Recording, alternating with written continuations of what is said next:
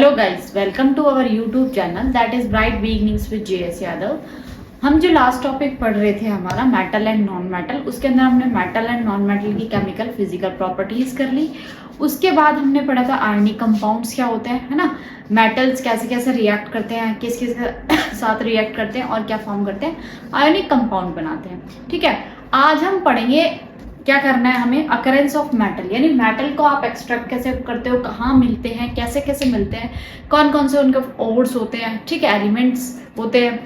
तो इसके बारे में आज हम थोड़ा सा क्या करेंगे, डिटेल्ड में पढ़ेंगे।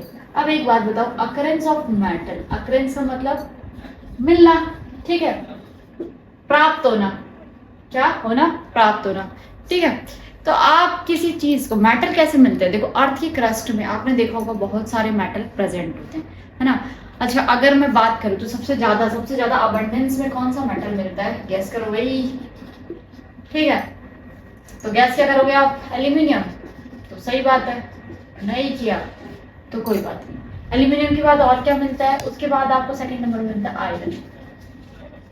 ठीक है, आप कहोगे एल्यूमिनियम, देखो मैंने जब आपको पहले जितनी भी बार बताया वो क्या बताया कि एल्यूमिनियम जो हार्मफुल है ना वो आप लोगों के लिए है ना। दूसरी बात हमारे लिए तो क्या, हमारे मतलब खाने पीने की चीजों के लिए एल्यूमिनियम रिएक्ट करता है। बाकी वैसे एल्यूमिनियम की बहुत सारी चीजें बनती है, ठीक है, जो कि क्या है, बेनिफिशियल है। आयरन, ठीक है, आयरन भी क्या है, अबंडेंस अमाउंट में मिलता है। ठीक है, अब क्या है कि मेटल जो है वो कुछ तो क्या होते हैं, देखो मेटल्स दो टाइप से मिलते हैं। पहली बात, एक तो नेटिव या फिर फ्री स्टेट में। अच्छा, गैस अगर कर पाओ थोड़ा सा दिमाग पे जोर डालो। जब मैंने रिएक्टिविटी सीरीज आपको पढ़ाई थी तो लास्ट में हाइड्रोजन से नीचे कुछ मेटल बताए थे जो क्या है बेचारे किसी से रिएक्ट नहीं करते हैं। वो क्या थे, और वो बहुत भारी भारी मेटल होते हैं। तो क्या है, गोल्ड, सिल्वर, प्लैटिनम, ये कुछ मेटल्स ऐसे हैं जो किसी से भी रिएक्ट नहीं करते हैं। अब ये किसी से भी रिएक्ट नहीं करते हैं तो ये किस स्टेट में मिलते हैं, फ्री स्टेट में। फ्री स्टेट या का मतलब होता है प्योर स्टेट में, जिस भी फॉर्म में इन्हें मिलना होता है, ठीक है, जिस फॉर्म में ये एग्जैक्टली प्रेजेंट होते हैं। अच्छा जी, मान ठीक है, ये बात भी ठीक है। दूसरा है, दूसरे जो मेटल्स है वो किस फॉर्म में मिलते हैं बेटा, वो मिलते हैं कंबाइंड फॉर्म। कंबाइंड फॉर्म क्या होती है, देखो ऑक्साइड के फॉर्म में, सल्फाइड के फॉर्म में, कार्बोनेट के फॉर्म में, ठीक है, फ्री स्टेट में नहीं मिलते। जैसे एल्यूमिनियम ऑक्साइड, ठीक है, आयरन ऑक्साइड, ठीक है, और कॉपर पाइराइट्स, ठीक है, और किस फॉर्म में मिलते हैं, क्यूपराइट, ठीक है। तो ये क्या है, बॉक्साइट, एल्यूमिनियम किस फॉर्म में मिलता है, बॉक्साइट भी कहते हैं, आयरन मैग्नेटाइट।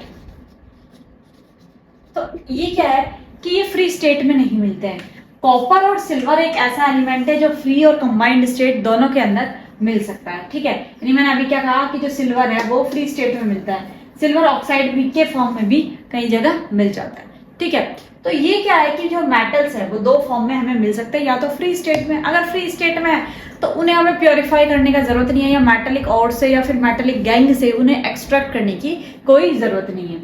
अच्छा, अब हम क्या करते हैं, इसके बाद एक प्रोसेस करते हैं जिसे कहते हैं मेटलर्जी। अब ये क्या होता है मेटलर्जी,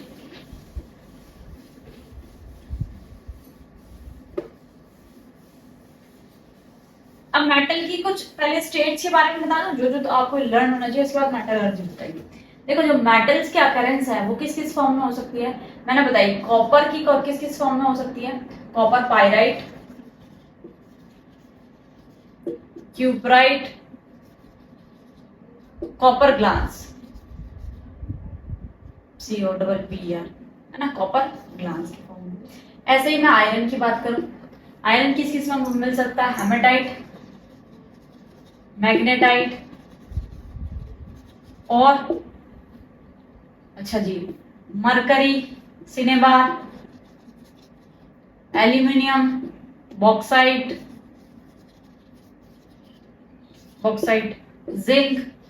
जिंक ब्लैंड, आ रही क्या बात समझ में, और जिंक कैलेमाइन, कार्बोनेट फॉर्म है इसकी, ठीक है। तो ऐसे करके ये जितने भी मेटल्स हैं ये इन फॉर्म्स के अंदर मिल सकता है। अब इनके अंदर एक्सट्रैक्ट मतलब ये तो प्योर फॉर्म नहीं है, मैम ऐसा क्या करें कि हमें प्योर फॉर्म में मिल जाए, कि हमें आयरन की शीट्स बनानी है, मैग्नीशियम को कहीं और यूज में लेना है, तो इन्हें हम प्योर फॉर्म में करने के लिए इनका क्या करते हैं, एक्सट्रैक्शन करते हैं। देखो तो जितने भी मेटल्स है जो किसके इम्प्योर फॉर्म के अंदर मिलते हैं, जिनके अंदर क्या बोलते हैं सैंड है, रॉक है, इनकी इम्प्योरिटीज या अदर एलिमेंट्स की इम्प्योरिटीज मिली हुई होती है, उसे हम कहते हैं गैंग। क्या कहते हैं, गैंग, GANG, ठीक है, इसे क्या कहते हैं, गैंग। इस गैंग से प्योर मेटल को एक्सट्रैक्ट करना, extracting pure form of metal, क्या कहलाता है, मेटलर्जी प्रोसेस। अच्छा, रिएक्टिविटी सीरीज में अगर मैं थोड़ा सा याद दिलाऊं तो मैंने आपको क्या बताया था, सोडियम, पोटेशियम, है ना, एल्यूमिनियम, ये जिंक, ये जितने भी मेटल है ना, ये किस फॉर्म में मिलेंगे, ये हाईली रिएक्टिव है तो ये इजीली रिएक्ट कर देते हैं और क्या बना लेते हैं, ऑक्साइड बना लेते हैं। अच्छा जी, और मेटल्स और जो होते हैं वो मीडिएटली मॉडरेटली रिएक्टिव होते हैं, जैसे कॉपर है, हाइड्रोजन से ऊपर जितने भी, लेड है, ठीक है, टिन है, ये सारे क्या है, वैनेडियम है, ये सारे क्या है, ये मॉडरेटली रिएक्टिव मेटल्स है। और लेस रिएक्टिवली मेटल जितनी भी आप गोल्ड की ज्वेलरी पहनते हो, जैसे और गोल्ड की है, प्लैटिनम की है, सिल्वर की है, ये सारे क्या लीस्ट रिएक्टिव है, या रिएक्ट ही नहीं करते हैं, ठीक है। आपने देखो कुछ ऐसे मेटल्स होते हैं जो मैंने बताया था कि हॉट एंड कोल्ड वाटर से भी रिएक्ट नहीं करते, वो सिर्फ स्टीम से रिएक्ट करते हैं, जैसे मैग्नीशियम का एग्जाम्पल दिया था आपसे।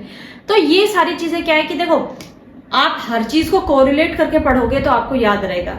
मैं कोई आइंस्टीन या मेरा ब्रेन कोई ऐसा नहीं है कि मुझे सारी चीजें बहुत अच्छे से याद रहती। वो क्या होता है कि आप उस चीज को डेली रूटीन से जोड़ के पढ़ते हो, बेटा, तो आपको वो चीजें क्या होती है, लॉन्ग टाइम मेमोराइज रहती है। अब मैंने कहा कि एल्यूमिनियम के बर्तन घर में सबसे ज्यादा दिखते हैं, है ना, एल्यूमिनियम करते रहते हैं हम, एल्यूमिनियम के हमारे घर में जो ग्लासेस लगते हैं उनके फ्रेम्स वगैरह, इनका फॉर्मेशन भी उसी से होता है। तो क्या कि सबसे ज्यादा मिलता है। उसके बाद आयरन का नंबर है, क्योंकि आयरन भी हम बहुत ज्यादा यूज करते हैं, है ना। तो ये सारी चीजें क्या डेली लाइफ से देखोगे कि आप घरों, मतलब अगर एक ओवरऑल निकालोगे तो आपको एल्यूमिनियम ज्यादा मिलेगा। अब कम हो गया है। अब क्यों कम हो गया है, क्योंकि अब हम कैसे कैसे बर्तन यूज कर सकें, नॉन स्टिक कुकवेयर्स यूज करने लगे हैं, स्टील का यूज ज्यादा हो रहा है, ठीक है। तो ये सारी चीजें। दूसरी बात, आजकल तो क्ले पॉट्स भी बहुत फेमस है, क्ले कुकर और वो सारी चीजें, ठीक है, जो मतलब हम एंशियंट जो पहले जो मिट्टी में खाना वाना बनाते थे, ये आजकल का ट्रेंड बन गया है ना। तो वो क्यों, क्योंकि देखो धीरे धीरे हमने जैसे जैसे क्या करा, इवोल्यूशन किया, जैसे जैसे चीजों को आगे हमने अपनी बेनिफिट के लिए चीजों को करा, मॉडिफाई करते चले गए, लेकिन उनका क्या नहीं देखा, नुकसान नहीं देखा। अब क्या है, अब लोग हेल्थ कॉन्शियस है, ठीक है, हेल्थ कॉन्शियस है। एल्यूमिनियम फॉइल जो होती है उसका यूज कम कर दिया है। जो पेपर्स आते हैं, ठीक है, रैपिंग पेपर्स जो आते हैं उनके अंदर आप फोल्ड करते हो चपातीज वगैरह, या फिर मोस्टली जो क्या बोलते हैं रिच फैमिलीज होती है उनमें एक नया ट्रेंड देखा होगा कॉटन क्लॉथ, क्योंकि एल्यूमिनियम हाईली रिएक्टिव है। वो जो एल्यूमिनियम फॉइल है वो गर्म खाने के साथ रिएक्ट कर देती है, ठीक है, उस पर ऑक्साइड लेयर बन जाती है, वो आपके लिए क्या है, स्लो पॉइजन का काम करती है। तो इसीलिए इन चीजों को रिप्लेसमेंट ढूंढने लगे हम, ठीक है। नो डाउट कि मेटल अभी भी इंडस्ट्रीज में बहुत जगह है, बहुत सारी चीजों के लिए यूज आता है, बट डेली लाइफ में हम बेनिफिशियल चीजों को ज्यादा यूज करते हैं। जैसे कि पहले हम एल्यूमिनियम की कढ़ाई यूज करते थे, है ना, अब क्या कर रहे हैं हम, लोहे और नॉन स्टिक की तरफ शिफ्ट हो गए, ठीक है, कि आयरन से कम एटलीस्ट आयरन तो मिलेगा। तो वो सारी चीजें क्या है कि मेटल्स जो है वो आपकी डेली लाइफ का एक बहुत इंपॉर्टेंट पार्ट है। इसीलिए जब मेटलर्जी की यूज जो है कि हमें क्या करना है, जो मेटलिक गैंग है उससे क्या करना है, जितनी इम्प्योरिटीज है उन्हें हमें क्या करना है, खत्म करना है, और उससे क्या करना है, मेटल्स को एक्सट्रैक्ट करना है। इस बारे में आप जो है मेटलर्जी के अंदर पढ़ोगे।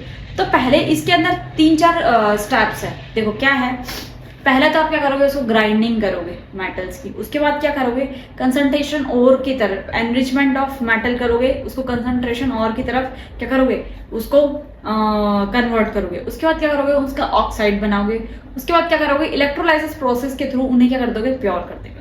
अब ये प्रोसेस कैसे कैसे होते हैं, ठीक है, उसके बारे में हम इजीली पढ़ेंगे कि मेटलिक ऑक्साइड बनाना है तो कैसे बनाएंगे हम, क्यों बनाएंगे हम, ठीक है। और जो रिडक्शन का प्रोसेस है, जैसे जो आप पढ़ोगे बीच में ही कि मेटेलिक ऑक्साइड का फॉर्मेशन करना है, उसमें आप रिडक्शन भी पढ़ोगे। तो रिडक्शन में भी पढ़ोगे कि रिडक्शन एक तो हाइड्रोजन के साथ होता है, अच्छा भाई ठीक है। दूसरा रिडक्शन कार्बन के साथ होता है बेटा, कार्बन के साथ कार्बन मोनोऑक्साइड बनती है, कार्बन मोनोऑक्साइड के साथ बनाओगे तो कार्बन डाइऑक्साइड बनेगी। फिर थर्माइट रिएक्शन पढ़ोगे, जो आपकी बड़े बड़े जितने भी एल्यूमिनियम के प्रोसेस एल्यूमिनियम के साथ रिएक्शन करवानी होती है किसी भी मेटल की, जो कि क्या होता है एल्यूमिनियम से कम रिएक्टिव होता है उन मेटल्स की, तो क्या होता है वो डिस्प्लेसमेंट रिएक्शन। अब देखो इसी के अंदर डिस्प्लेसमेंट रिएक्शन और आप पढ़ोगे। तो ये क्या कि एक चैप्टर का ओवरव्यू है, मतलब इस टॉपिक का ओवरव्यू है जिसके बारे में आपको डिटेल में पता होना चाहिए, ठीक है। तो अब हम धीरे धीरे स्टार्ट करते हैं। ये सारे मेटेलिक ओवर बेटा कुछ याद कर लेना, क्योंकि पूछा जा सकता है एमसीक्यू वगैरह में कि कौन कौन से हमें मिलते हैं। मेटलर्जी मतलब एक्सट्रैक्टिंग करना, ठीक है। अब मिनरल्स और ओर्स क्या होते हैं? देखो मिनरल्स क्या होते हैं कि आप बेनिफिशियरी मेटल से क्या करोगे, एक्सट्रैक्ट करोगे। किस चीज को? गैंग से मेटल्स को एक्सट्रैक्ट करोगे, और जो आपको क्या होता है इफेक्टिवली आपके यूजफुल होते हैं, प्रॉफिटेबल होते हैं, ठीक है, उन्हें हम क्या कहते हैं, मिनरल्स कहते हैं। ओर्स क्या होते हैं? ओर्स वो जिस स्टेट के अंदर मेटल प्रेजेंट है, कंबाइंड है और नेटिव है या फ्री स्टेट के अंदर है, उसे मेटेलिक ओर कहते हैं। जो कि आप क्या करते हो, जिनका आप क्या करते हो, जिनका आप प्योरिफिकेशन करते हो, ठीक है, कि आपको वो चीज चाहिए ही चाहिए, ठीक है, इस वजह से। तो आप जब इस स्टेप्स है, इसमें 4 है, पहले तो है क्या है, ग्राइंडिंग और शेयरिंग। देखो आपके चक्कर में मार्कर ने भी धोखा दे दिया। ओपन हो जाओ भाई, ठीक है। तो माय डियर स्टूडेंट्स, मेरी और आ जाओ, देखो यहाँ ध्यान से क्या देखोगे आप लोग कि यहाँ पे हम क्या कर रहे हैं, पहले मेटलिक रॉक्स की क्या कर रहे हैं, ग्राइंडिंग कर रहे हैं, ग्राइंडिंग या शेयरिंग कर रहे हैं। तो ग्राइंडिंग और शेयरिंग क्या होता है, देखना मेरी बात। आप देखो माइंस के अंदर से क्या निकालोगे कि मेटल्स जो मेटेलिक गैंग है, ठीक है, वो बड़ी बड़ी चट्टानों के फॉर्म में निकलेगी या लिक्विड फॉर्म में निकलेगी, है ना। तो अर्थ क्रस्ट पे जो मेटल्स प्रेजेंट है, इन्हें आप कितनी बड़े बड़े फॉर्म में कैसे कैसे एक्सट्रैक्ट करोगे, तो ये सारी चीजें इंपॉर्टेंट है। तो अब आप क्या करो ऐसा कि इन्हें क्या करेंगे, हम बड़ी बड़ी इनको तोड़ेंगे, क्या करेंगे, ब्रेक करेंगे इन रॉक्स को, या फिर अलग करेंगे। तो इसे क्या कहते हैं, ग्राइंडिंग और शेयरिंग। अगर आप इन चीजों को अलग नहीं करोगे तो यार देखो, बड़ी चीजों को डिफाइन, माइनिंग से आपने निकाल लिया, माइंड से आपने क्या करा कि मेटल्स को निकाल लिया, ठीक है, लेकिन उसके बाद उसका प्यूरिफिकेशन नहीं करोगे तो वो यूज में नहीं आएगी। अब प्यूरिफिकेशन आपने इतनी बड़ी बड़ी चट्टानें निकाल ली है, ठीक है, जैसे मान लो हम बियॉन्ड मेटल के अलावा बात करते हैं कि मेटल, जैसे देखो आयरन जो है वो ऑक्साइड फॉर्म में प्रेजेंट है, तो वो इतनी बड़ी बड़ी रॉक्स के फॉर्म में, जिंक ऑक्साइड के फॉर्म में प्रेजेंट है, जिंक सल्फाइड के फॉर्म में प्रेजेंट है, कॉपर पायराइड के फॉर्म में प्रेजेंट है।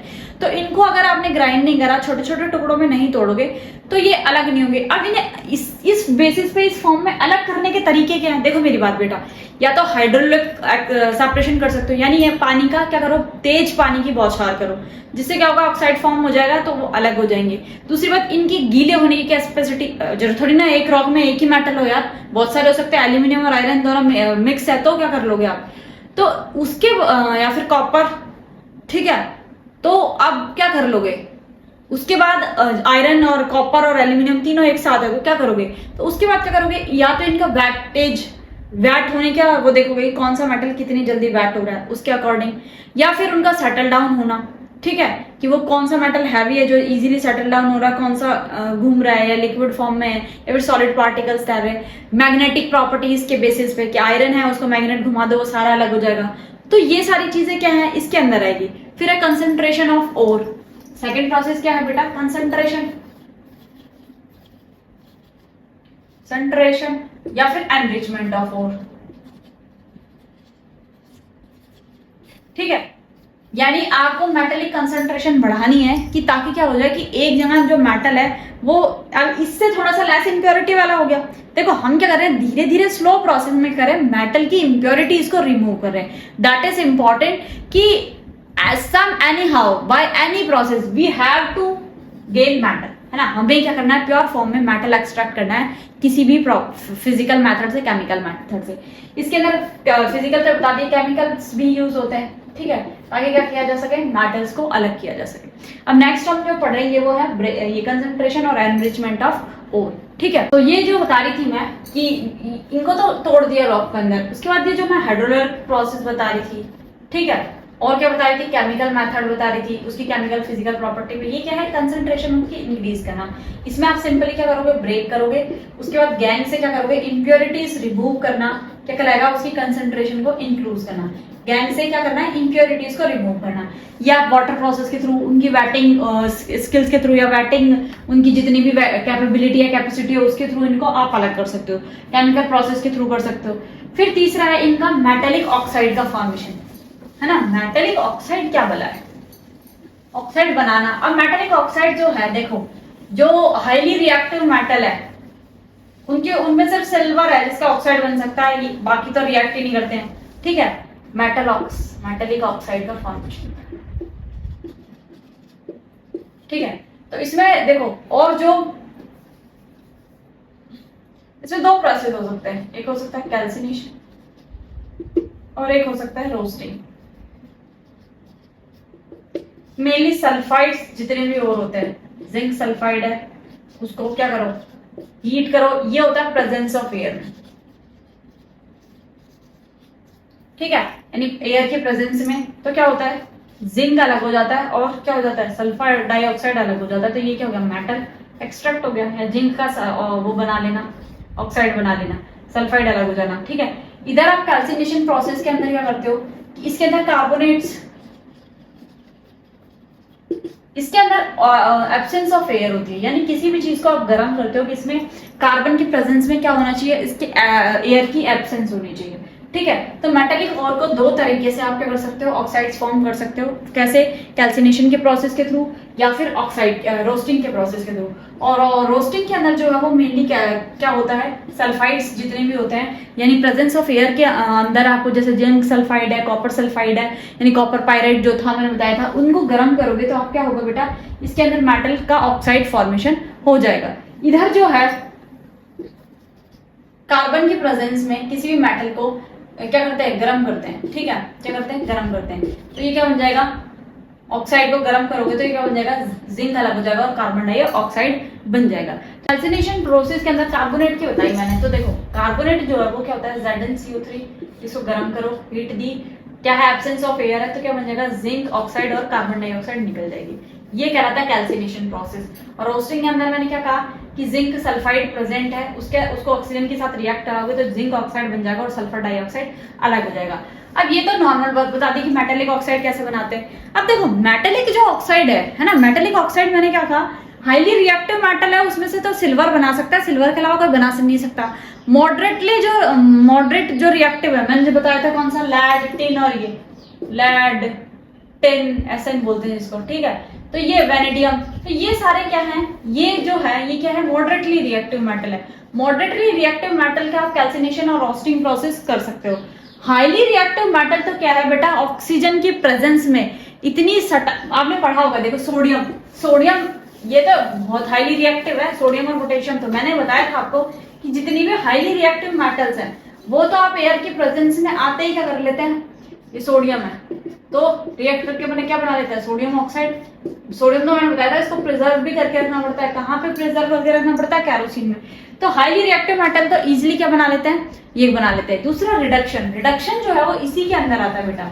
अब रिडक्शन जो है या तो कार्बन की प्रेजेंस में करो, ठीक है, रिडक्शन कार्बन की प्रेजेंस में करना है तो कोई भी मेटल है, जिंक सल्फाइड है, कार्बन के प्रेजेंस में कर रहे हो, है ना, तो क्या होगा, इसमें क्या बन जाएगा, Zn और कार्बन मोनोऑक्साइड बन जाएगी, ठीक है, या फिर जिंक ऑक्साइड ही है मान लो, तो क्या होगा, ये जिंक कार्बोनेट है तो क्या करोगे आप, जिंक ऑक्साइड और कार्बन मोनोऑक्साइड बन जाएगी। अगर कार्बन मोनोऑक्साइड की प्रेजेंस में करा रहे हो तो क्या होगा, ये सेम प्रोसेस में क्या हो जाएगा, जिंक अलग हो जाएगा और कार्बन डाइऑक्साइड निकल जाएगी। दूसरी बात, डिस्प्लेसमेंट रिएक्शन, आज यहीं तक पढ़ेंगे, ये लास्ट टॉपिक कंप्लीट करके फिर जो इलेक्ट्रोलाइसिस है वो हम कल पढ़ेंगे। देखो अब मैं क्या बता रही हूँ, मेरी बात ध्यान से सुनना, क्या करना है आप लोगों को, इसे थर्माइट रिएक्शन भी कहते हैं, क्या कहते हैं, थर्माइट रिएक्शन भी कहते हैं। ये एल्यूमिनियम से डिस्प्लेसमेंट होता है, किससे होता है बेटा, एल्यूमिनियम से डिस्प्लेसमेंट होता है, ठीक है। ये मोस्टली क्या है, एक्सोथर्मिक रिएक्शन है, हाईली एक्सोथर्मिक रिएक्शन है। मैं क्या कह रही हूँ, इससे हीट इवॉल्व बहुत ज्यादा होती है, क्या होती है, इवॉल्व बहुत ज्यादा होती है, यानी मैक्सिमम हीट इवोल्यूशन होती है। तो what I said to you कि मान लो देखो जो आपने देखा इसका यूज, सबसे बड़ा यूज बताऊं, जो रेलवे की ट्रैक्स आपने देखी होगी उनके अंदर देखा होगा आपने, क्या करते हैं हम, आयरन ऑक्साइड प्रेजेंट होता है Fe2O3, ठीक है, एल्यूमिनियम से रिएक्ट कराओ, एक तो क्या होगा इस रिएक्शन से जॉइंट क्लोज कर देते हैं, तो क्या होता है एल्यूमिनियम का एल्यूमिनियम का ऑक्साइड बन जाता है और आयरन अलग डिस्प्लेस हो जाता है। तो ये क्या होता है, जो भी जितने भी मेटल्स है जो एल्यूमिनियम से लेस रिएक्टिव है, एक तो उनके साथ ही काम करता है। अब देखिए मैग्नीशियम ऑक्साइड प्रेजेंट है, उसका एल्यूमिनियम से कराऊं तो Al2O3 बन जाएगा, ठीक है, और क्या मैग्नीशियम अलग हो जाएगा। तो डिस्प्लेसमेंट रिएक्शन में ये वाली जो है ये रेलवे ट्रैक को ज्वाइन करने के काम आती है। थर्माइट रिएक्शन में ये रिएक्शन क्या होती है, आपके दो रेलवे ट्रैक के बीच में जो गैप होता है उसे फिल करने के लिए ये रिएक्शन क्या कहलाती है, थर्माइट रिएक्शन है, जिसे आप यूज करते हो। ये एल्यूमिनियम थर्मोलॉजी भी है, थर्माइट रिएक्शन भी है, ठीक है। तो इसके अंदर क्या हो रहा है, more reactive metal less reactive metal को क्या कर रहा है, डिस्प्लेस कर रहा है, ठीक है। अब आयरन ऑक्साइड मैंने यहाँ करवा दिया है, मैग्नीशियम का करा दिया, जिंक का करा दूं, तो ये सारी चीजें क्या है, ये एक तो ये ध्यान रखना है कि ये हाईली एक्सोथर्मिक रिएक्शन है। ये पूछा जा सकता है कि रेलवे ट्रैक्स को ज्वाइन करने के लिए कौन से रिएक्शन कराते हो, थर्माइट रिएक्शन कराते हो, किस किस की प्रेजेंस में होती है। ध्यान रखना रेलवे ट्रैक आयरन की बनी हुई होती है, सिंपल सा ध्यान रखने का लॉजिक। तो आयरन क्या बनाएगा, आयरन ऑक्साइड जो है वो एल्यूमिनियम से रिएक्ट करेगा तो एल्यूमिनियम ऑक्साइड बना लेगा और आयरन क्या होगा, फ्री स्टेट में आ जाएगा। दूसरी बात, डिस्प्लेसमेंट रिएक्शन आपने कहाँ पढ़ा था, फर्स्ट चैप्टर में पढ़ा था, याद आ रहा है, ठीक है। तो जब केमिकल इक्वेशन और वो पढ़ा था तो फर्स्ट चैप्टर में पढ़ा था, तो ये क्या है यहाँ पे आपके काम आ रहा है। अब इसमें बचेगा एक तो इलेक्ट्रोलाइसिस सोडियम क्लोराइड वाला, उसका एक्सट्रैक्शन कैसे होता है कि सोडियम एनोड पे जमा होता है, कैथोड पे जमा होता है, ये सारी चीजें। दूसरा, इलेक्ट्रोलाइसिस से आपको क्या करना है, मेटल प्योर फॉर्म करना है। मेटल की जो इम्प्योर जो शीट होती है वो कैथोड पे होती है, सॉरी हाँ एनोड पे होती है, एनोड पे जितनी भी इम्प्योरिटीज होती है वो नीचे जमा हो जाती है, कैथोड पे प्योर मेटल की स्ट्रिप लगी हुई होती है। तो वो सारी चीजें आपको इससे आगे पढ़ना है। आई होप कि आज की क्लास आपकी बहुत अच्छे समझ में आई होगी। बेटा ये 10 मार्क्स का चैप्टर है इसीलिए कि फर्स्ट और सेकंड चैप्टर का मिक्सचर है। जो फर्स्ट चैप्टर के कॉन्सेप्ट जो है वो था यहाँ भी काम आ रहे, सेकंड चैप्टर के कॉन्सेप्ट भी यहाँ काम आ रहे। तो आई होप कि आज की क्लास आपको पसंद आई होगी। अगर आपको वीडियो अच्छी लगी हो तो इसे लाइक कीजिएगा, शेयर कीजिएगा, हमारे चैनल को सब्सक्राइब कीजिएगा और हमें सोशल मीडिया पर भी फॉलो कीजिएगा। Thank you, thanks for the day, thank you so much.